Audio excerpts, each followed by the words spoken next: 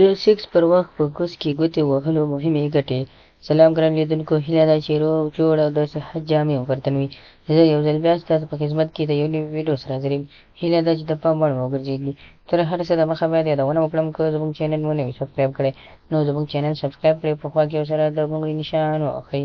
مننه. یو ملګري پوښتنه کړې وه چې وخت کې چې تاسو سیکس کوروالی کوئ، آیا په دې باندې کوم ګناه یا کوم داسې غټ جرم خو نه وي چې تاسو وکولی شئ د مېرمنې په شرمګاه ګوتې ووهئ، یعنې په بزر یا هم په نورو ساحو باندې تاسو ګوتې ووهئ.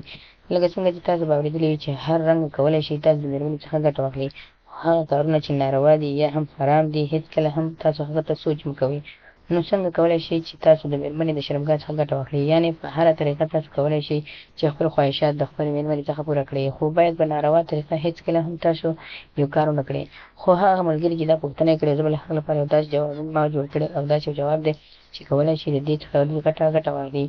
هر کله چې تاسو سیکس یا کوروالی کوئ نو هېڅ کوم داسې غټ جرم نه دی چې تاسو کولی شئ د مېرمنې په شرمګاه ګوته ووهئ. یعنې کولی شئ تاسو د مېرمنې په شرمګاه باندې ګوته ووهئ او یا هم لاس ووهئ.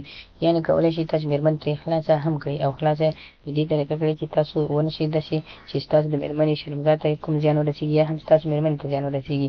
نو هر ټیم چې تاسو سیکس یا کوروالی کوئ، تاسو د سیکس یا کوروالي څخه مخکې د دې ته چې تاسو مېرمن اماده کړئ چې تر څو سیکس یا کوروالی سره نو تاسو د مېرمنې په بزر یا د مېرمنې د شرمګاه په زړي باندې تر 10 منټه پورې خپل لاس یا ګوته ووهئ. دې سره مېرمنه کې اور بلیږي او اور سم پکې اچول کېږي. بیا کولی شئ چې تاسو د خیر کار شروع کړئ.